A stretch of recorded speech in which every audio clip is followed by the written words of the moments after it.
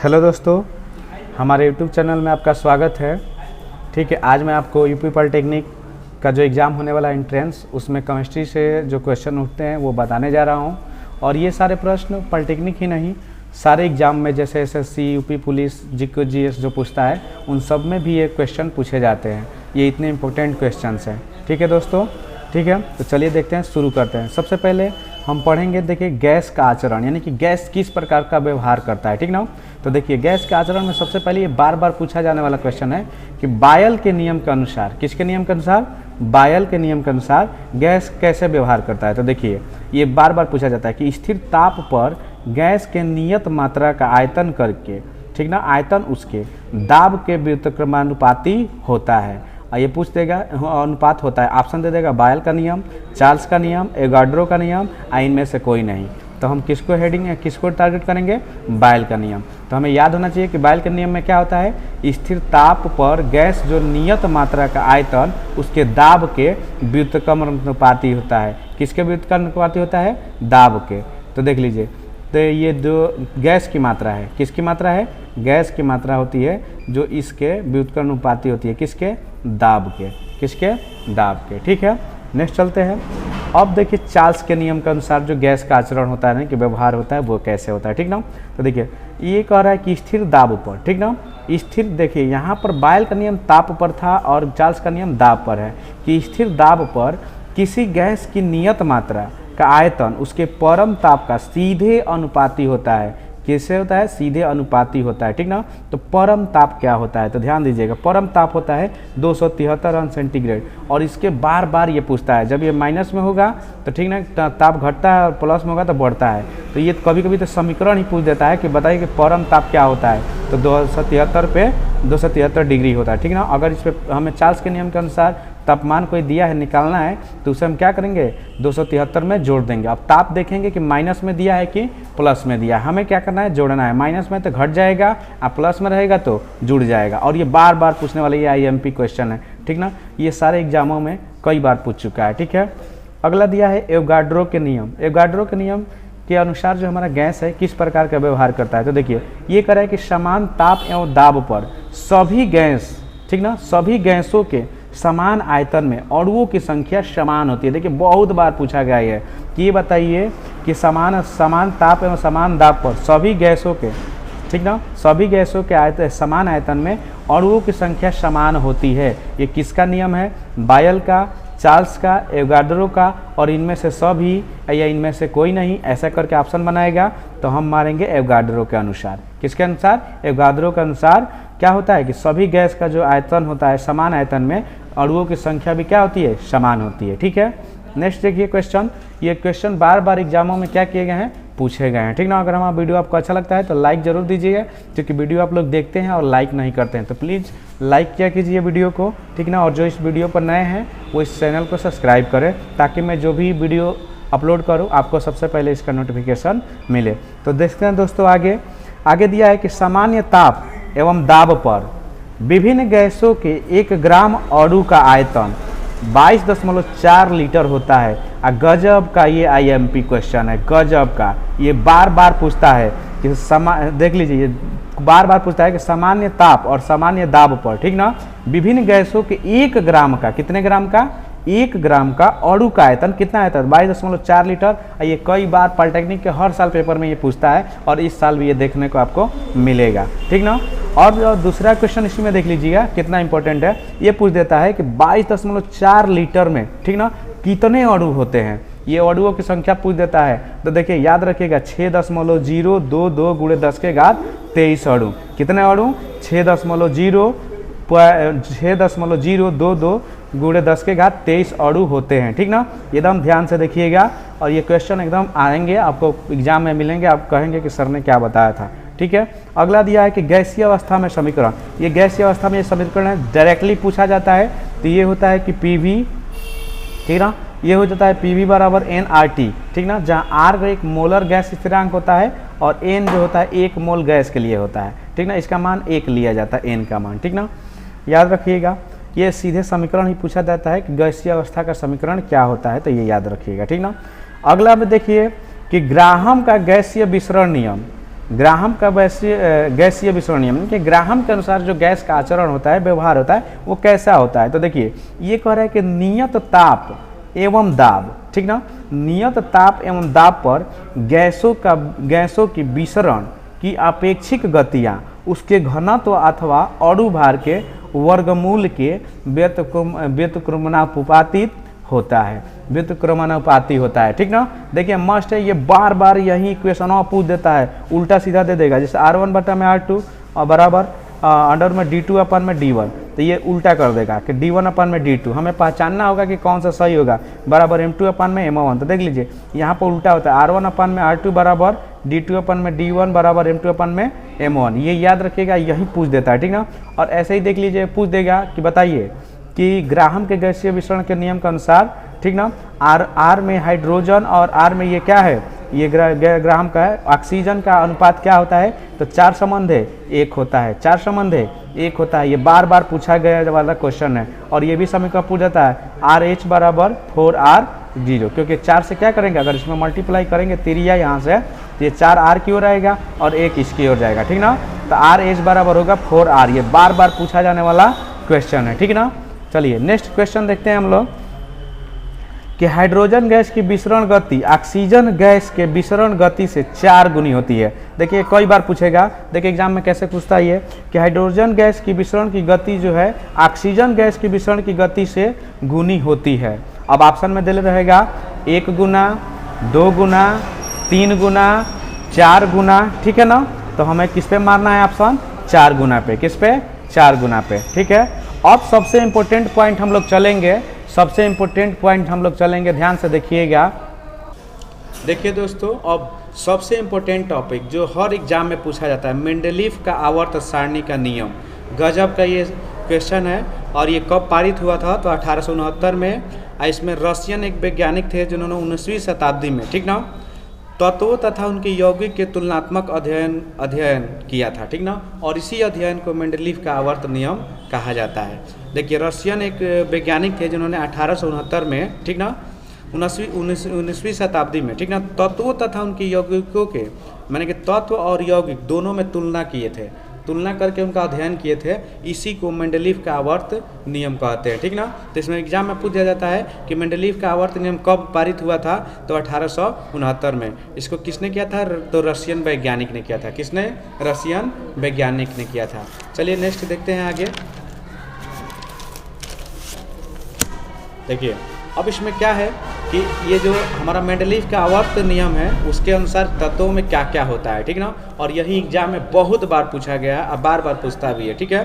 देखिए मेंडलीफ के आवर्त नियम के अनुसार तत्वों का भौतिक एवं रासायनिक गुण उनके परमाणु भार के आवर्ती फलन होते हैं। देख लीजिए, तो सीधे पूछता है कैसे कि बताइए कि तत्वों का भौतिक एवं रासायनिक गुण उनके परमाणु भार के आवर्ती फलन होते हैं। किसके द्वारा, तो ऑप्शन में आपको मिलेगा मेंडलीफ के, ठीक ना। इसी तरह से आधुनिक लिख देगा, कोई एक और नाम दे देगा, कोई एक और नाम दे देगा। उसमें से हमें किसको मानना है, मेंडलीफ का आवर्ती नियम मानना है, ठीक ना। कि तत्वों का भौतिक एवं रासायनिक गुण उसके परमाणु भारों के आवर्ती फलन होते हैं। किसके अनुसार, तो मेंडलीफ के आवर्त के अनुसार, ठीक है। नेक्स्ट दिया है कि मेंडलीफ द्वारा बनाई गई जो आवर्त सारणी है उसमें 9 वर्ग थे और 7 आवर्त थे। ये बहुत बार पूछा गया है कि बताइए कि मेंडलीफ के जो उसने आवर्त बनाया था उसमें कितने वर्ग हैं, तो 9 वर्ग हैं और 7 आवर्त हैं। कितने आवर्त हैं, 7 आवर्त हैं, ठीक ना। अब कह रहे हैं कि मेंडलीफ की आवर्त सारणी के दोष। तो देखिए ये वाला तो IMP है, ये बार बार पूछता है कि कई गो आवर्त होला, कई गो वर्ग होला। तो मेंडलीफ में क्या होता है, 9 गो वर्ग होता है, 7 गो आवर्त होता है, ठीक है। नेक्स्ट देखिएगा कि मेंडलीफ के आवर्त सारणी में कुछ दोष पाए गए थे, इसलिए आधुनिक आवर्त सारणी बनाई गई। तो पहले देख लीजिए कि इसमें क्या दोष था, ठीक ना। आइए पूछता है बार बार। तो देखिए हाइड्रोजन को क्षार धातु, ठीक ना, हाइड्रोजन को क्षार धातु एवं हैलोजन जैसे दोहरे व्यवहार के कारण दोनों वर्गों में रखा गया। कौन से वर्ग में, तो 9 गो वर्ग होला, एक में AB में विभाजन को दे जा रहा, कौन से में, AB में। तो ये दोनों में रखा गया, इसलिए थोड़ा सा दिक्कत होता था इसको अध्ययन करने में, ठीक ना। तो ये भी पूछ देता है कि बताइए, ठीक ना, कि वह कौन सा तत्व है, ठीक ना, वह कौन सा तत्व है, धातु है या तत्व है जिसको दोहरे व्यवहार के कारण दोनों वर्गों में रखा जाता है। तो कौन सा है जी, हाइड्रोजन, मेंडलीफ के आवर्त सारणी के अनुसार, ठीक है। अगला दिया है कि समान गुण वाले तत्वों को अलग अलग रखा गया था, माने जिनका अगर एक समान गुण है तो उनको अलग अलग वर्ग में रख दिया गया था। जैसे कापर और Hg, इसका गुण समान है लेकिन इसको अलग अलग रख दिया। इसी तरह से Ag और टाइटेनियम, इसको भी अलग अलग रख दिया गया। इसी तरह से Au और प्लेटिनियम, इसको भी अलग अलग रख दिया गया। इसी तरह से बेरियम और Pb, रेड लेड, इन सबको भी क्या कर दिया गया, अलग अलग। तो देखिए इसमें ऑप्शन कैसे देता है, ऐसे मान लीजिए कि दे देगा Au और Hg और फिर इसमें से अलग अलग दे रहे, इसमें बताएगा कि समान गुण वाले तत्वों को अलग अलग रखा गया है, ऑप्शन में से चुनना है। तो इसमें से आपको एक मिल जाएगा कोई सा भी और 3 अलग रहेगा। तो हमें ये याद होना चाहिए क्वेश्चन, और ये बार बार क्या करता है, एग्जाम में पूछता है। ठीक है, नेक्स्ट, और ये हर एग्जाम में पूछता है, ऐसा नहीं है कि केवल ये पॉलिटेक्निक के लिए ही है। ठीक है, आगे चलिए। उच्च परमाणु भार वाले तत्वों को कम परमाणु भार वाले तत्वों से पहले रखा गया है, किसके में, मेंडलीफ के आवर्त सारणी में। तो ये क्वेश्चन कैसे पूछता है, तो पूछेगा कि उच्च परमाणु भार वाले तत्वों को कम परमाणु भार वाले तत्वों में के पहले रखा गया है। ऑप्शन में दे देगा मेंडलीफ का आवर्त सारणी, आधुनिक आवर्त सारणी, दो लिख देगा कि बोथ, दोनों, और एक लिख देगा कि इनमें से कोई नहीं। तो हम किस में मारेंगे, तो याद रखिएगा कि कम परमाणु भार वाले तत्वों को पहले रखा जाता है किसके में, मेंडलीफ के आवर्त सारणी में। ठीक ना, तो हम इसका टिक क्या मारेंगे, मेंडलीफ का आवर्त सारणी। देखिए इसमें जो भी मैंने क्वेश्चन बनाए हैं ये प्रीवियस ईयर्स के बहुत सारे पेपरों में से मिलाकर बनाए हैं, ये आपके बहुत सारे काम आएंगे। ठीक ना, अगर हमारा वीडियो अच्छा लग रहा है तो इसको लाइक ज़रूर कीजिएगा। चलिए आगे चलते हैं। आगे दिया है कि समस्थानिकों के लिए इसमें स्थान नहीं होता है। इसमें सबसे बड़ा दोष यही है कि जो समस्थानिक होते हैं, जिनके परमाणु, समस्थानिक कौन होते हैं, जिसका परमाणु संख्या क्या हो, बराबर हो और द्रव्यमान अलग हो, समस्थानिक कहलाते हैं। तो इनके लिए इसके आवर्त सारणी में कोई स्थान नहीं था। तो ये भी पूछ देता है कि समस्थानिकों के लिए किस आवर्त सारणी में स्थान नहीं होता है। तो दे देगा मेंडलीफ के, आधुनिक, और इनमें से कोई नहीं या दोनों। तो हमको किस में मानना है, मेंडलीफ की आवर्त सारणी। ठीक ना, आगे देखिए इसका लास्ट दोष क्या है कि 8वें वर्ग में 3 तत्वों को एक साथ समूहित करना होता है, यानी कि इसके 8वें वर्ग में कैसे भी हमें 3 तत्वों को रखना होता था, ये सबसे बड़ा इसकी कमी थी। ठीक ना, ये पूछ देगा कि बताइए कि किस आवर्त सारणी के 8वें वर्ग में 3 तत्वों को रखना आवश्यक है। ठीक ना, तो दे देगा मेंडलीफ या मोसले के या आधुनिक आवर्त सारणी। तो हम किस में मारेंगे, मेंडलीफ के आवर्त सारणी में। ठीक है, अब इनके इस दोष को दूर करने के लिए आधुनिक आवर्त सारणी को क्या किया गया, विकसित किया गया। और इसको विकसित किसने किया, तो मोसले एक वैज्ञानिक था जिसने 1913 ईस्वी में मेंडलीफ के आवर्त सारणी को संशोधन किया। ठीक ना, और अपना एक नया नियम दिया, और इस नियम में देखिए क्या क्या होता है। ठीक है, तो देखिए इसमें क्या होता है कि इसके अनुसार, यानी कि मोसले के आधुनिक आवर्त सारणी के अनुसार, ठीक ना, तत्वों के गुण उनके परमाणु संख्या के आवर्ती फलन होते हैं। तो ध्यान दीजिएगा कैसे एग्जाम में पूछेगा, ये पूछेगा कि तत्वों के गुण परमाणु संख्या के आवर्ती फलन होते हैं किसके नियम से, चाहे किस आवर्त सारणी पर। तो दोनों दे देगा, मेंडलीफ, आधुनिक, और दोनों आइन में से कोई नहीं। तो हम किस पे टिक मारेंगे, आधुनिक आवर्त सारणी पे। ठीक है, तो ध्यान से देखिएगा वीडियो ये, और आपको मेरा वीडियो अच्छा लग रहा है, जो इस वीडियो पर नए हैं वो मेरे चैनल को सब्सक्राइब भी करें। चलिए आगे देखते हैं। आधुनिक आवर्त सारणी में आवर्त की संख्या 7 एवं वर्गों की संख्या 9 होती है। तो देखिए सेम मेंडलीफ में भी वही था, उसमें भी जो आवर्त थे वो 7 थे और वर्गों की संख्या 9 थी। ये तो सेम है, लेकिन इसमें जो इसके तत्व हैं इनके गुण को बदल दिया गया है। ठीक है, तो ये दोनों सेम में आते हैं। अगला देखिए इसमें क्या करा है कि वर्ग फर्स्ट से लेकर और 7 तक 2 उपवर्गों ए और बी में क्या हुए हैं, बटे हुए हैं। ठीक ना, यानी कि आधुनिक में 9 नहीं बटे हुए, इसमें क्या हुए हैं, 1 से 7 तक को ए और बी में क्या कर दिए गए हैं, बांट दिए गए हैं 2 भागों में। ठीक ना, और इस प्रकार उपवर्गों सहित कुल संख्या, वर्गों की कुल संख्या 18 हो जाती है। क्योंकि देखिए 7 को बांटे तो 7 दूनी के 14 और 2 वो बचा, तो ये मिलकर कुल कितना होता है, 18। तो कभी कभी पूछ देता है कि ये बताइए कि आधुनिक आवर्त सारणी में उपवर्ग सहित कुल वर्गों की संख्या कितनी होती है, तो 18 होती है। ऐसे दे देगा, देखिए यही फंसाने वाला क्वेश्चन देता है, 7, 9, 8, 18। तो हम कहेंगे 18 कैसे होगा, ठीक है ना, तो हमें याद होना चाहिए कि 18 होगा अगर कुल पूछ दे तो। ऐसे कोई पूछे कि केवल आवर्त की संख्या कितनी होती है, तो 7, और वर्गों की संख्या होती है तो 9, और ये पूछ देगा कि उपवर्गों सहित कितनी संख्या होती है, तो 18। ठीक ना, याद रखिएगा। आगे चलते हैं। प्रत्येक आवर्त का प्रथम सदस्य क्षार धातु है। देखिए इसके में जो प्रत्येक आवर्त होगा, यानी कितने आवर्त हैं इसमें, 7, सातों आवर्त के जो प्रत्येक में प्रथम सदस्य होगा वो क्षार धातु होगा, ठीक ना। और अंतिम सदस्य जो होगा कोई अक्रिय गैस होगा। क्या होगा, अक्रिय गैस। तो ये याद रखिएगा, पूछेगा कि किस आवर्त सारणी में जो प्रथम सदस्य होता है वो क्षार धातु होता है। तो हमको याद होना चाहिए किस आवर्त में जी, आधुनिक आवर्त सारणी में। और ये पूछ देगा कि किस आवर्त सारणी में अंतिम सदस्य कोई अक्रिय गैस होता है, तो किस में होता है, आधुनिक आवर्त सारणी में, ठीक है। तो ये क्वेश्चन हमें याद होना चाहिए। ये सब IIMP क्वेश्चन है जो एग्जाम में बार बार पूछे गए हैं, ठीक है। आगे दिया है, सिर्फ पहले आवर्त का पहला सदस्य हाइड्रोजन है जो अपवाद है। देखिए मेंडलीफ के ये जो आधुनिक आवर्त सारणी है इसके में पहला जो सदस्य है हाइड्रोजन, ठीक ना। इसको उसमें देखिए इसमें क्या था कि दोहरे गुण के कारण दोनों में रखा गया था, लेकिन इसको अपवाद कर दिया है।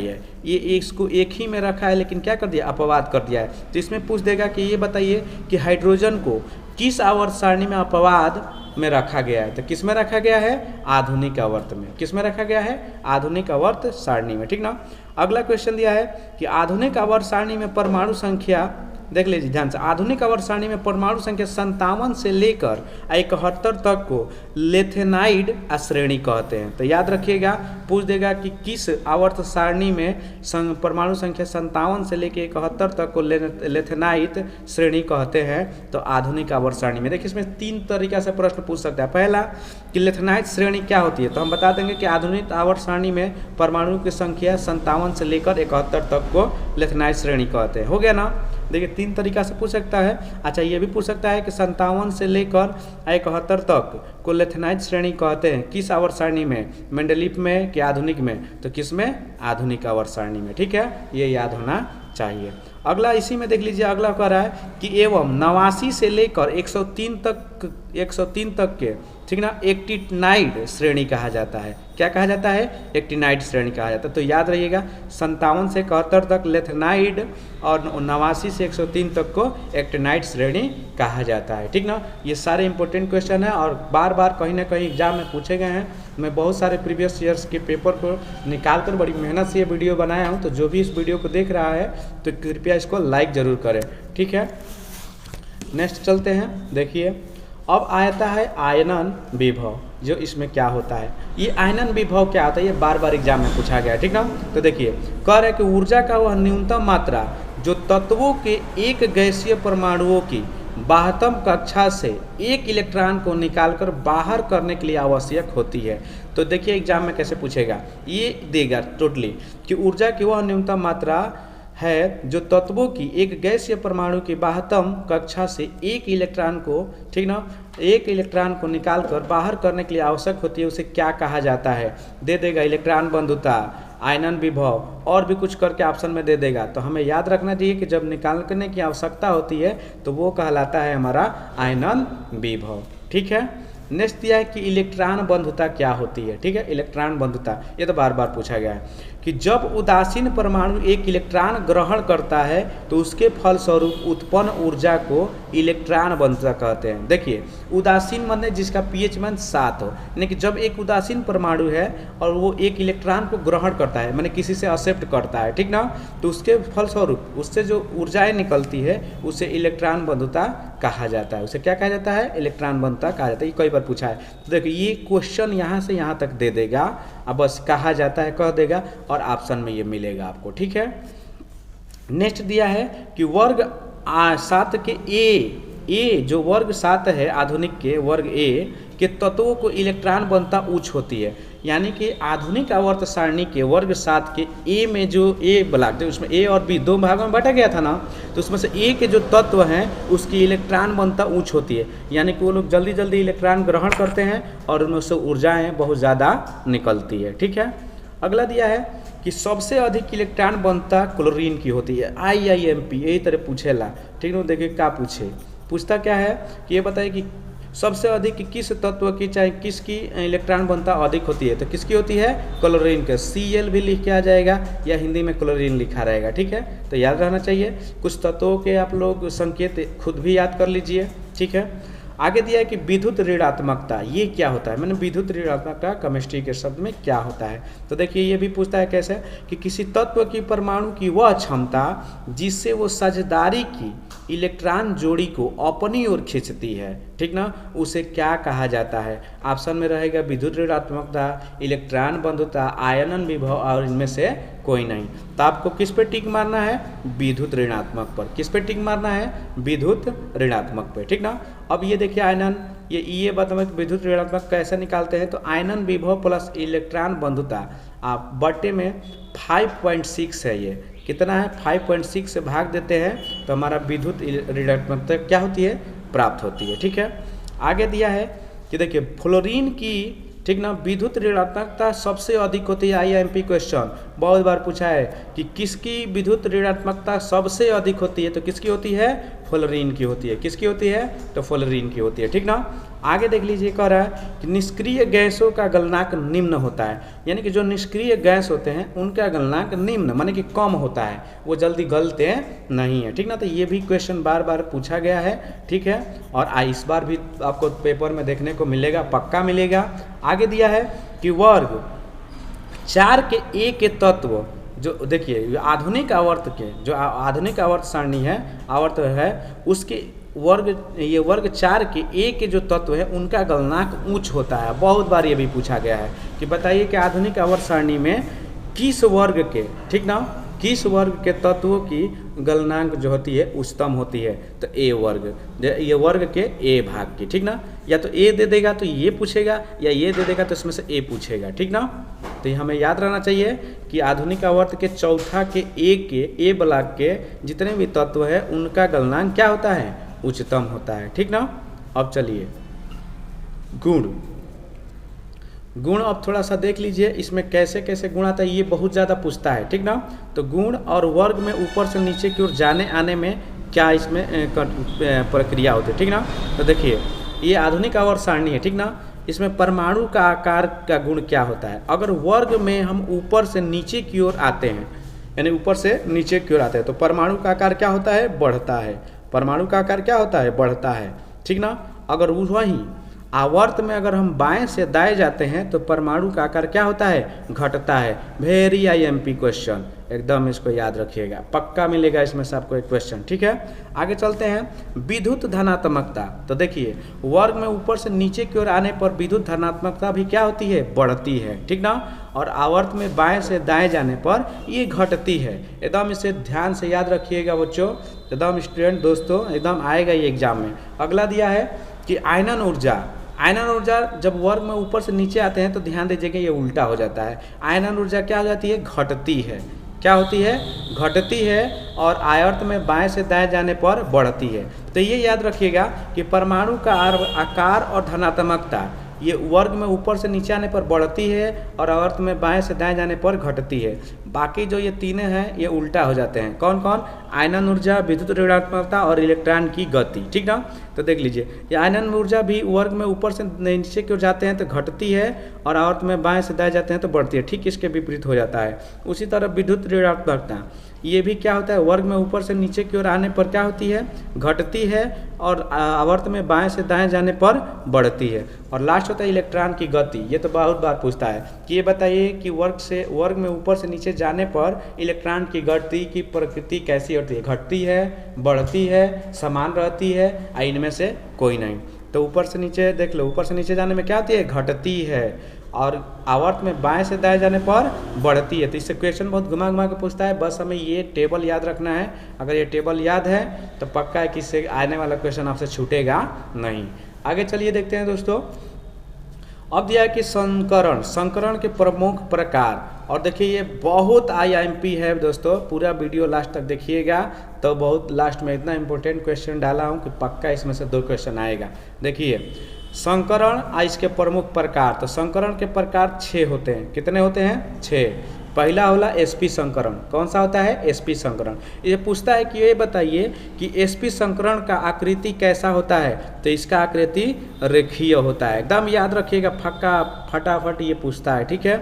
अगला देता है दूसरा, इसका क्या होता है, sp स्क्वायर संकरण, इसकी आकार कैसी होती है? तो इसकी आकार त्रिकोणीय होती है। कैसी होती है? त्रिकोणीय होती है। ठीक है ना। नेक्स्ट दिया है sp क्यूब, ठीक ना, sp क्यूब संकरण, इसका आकार कैसा होता है? तो इसका त्रिकोणीय पिरामिडी आकार का होता है। ये कैसा होता है? त्रिकोणीय पिरामिडी आकार का होता है। एकदम ये देता है एग्जाम में, IIMP है ये 6 के 6 पक्का इसमें से आपसे क्या करेगा? पूछेगा। तीसरा चौथा क्या होता है? sp क्यूब डी संकरण, sp क्यूब डी संकरण, यह त्रिकोणीय द्विपिरामिडीय आकृति का आकार इसका होता है। याद रखिएगा, द्विपिरामिडीय। sp क्यूब का क्या था? केवल पिरामिडीय था। और sp क्यूब डी का क्या था? त्रिकोणीय द्विपिरामिडीय आकृति का है। ठीक है। नेक्स्ट देख लीजिएगा अगला, sp क्यूब डी स्क्वायर संकरण, इसकी आकृति कैसी होती है? तो इसकी अष्टफलकी होती है। इसे अष्टफलकी आकृति का होता है और ये बहुत IIMP है, अष्टफलकी बहुत बार पूछा है। पूछता है कि ये बताइए कि कौन से संस्करण अष्टफलकीय होती है? तो sp क्यूब डी स्क्वायर, इसमें चारों ये ऑप्शन दे देगा, इसमें से हमें पहचानना होगा कि किसका होता है। ठीक ना। ये देखिए क्वेश्चन इधर से भी पूछ सकता है या इधर से भी पूछ सकता है कि किस संकरण की रेखीय आकृति होती है? तो sp संकरण की। ऐसे पूछ देगा कि त्रिकोणीय आकृति किस संकरण की होती है? तो sp स्क्वायर की। ठीक ना। ये छठवां देख लीजिए, sp क्यूब डी क्यूब संकरण, इसका क्या होता है? तो यह पंचभुजीय द्विपिरामिडीय आकृति होती है। इसकी कैसी आकृति होती है? पंचभुजीय द्विपिरामिड आकृति होती है। तो दोस्तों ये बहुत IIMP क्वेश्चन, एकदम ये टेबल है, ये बहुत बार पूछता है। तो देखिए दोनों तरीका से क्वेश्चन पूछ सकता है कि पंचभुजीय द्विपिरामिडीय आकृति किसकी होती है? तो sp क्यूब डी क्यूब संस्करण का। या ऐसे भी पूछ सकता है कि sp क्यूब डी क्यूब संस्करण का आकृति कैसा होता है? तो पंचभुजीय द्विपिरामिडीय आकृति। तो दोस्तों अगर मेरा वीडियो आपको अच्छा लगता है, ठीक है ना, तो इसे लाइक कीजिए और ज़्यादा से ज़्यादा इसे शेयर कीजिए। ठीक है। और जो इस वीडियो पर नए हैं, मेरे चैनल को सब्सक्राइब कीजिए। धन्यवाद।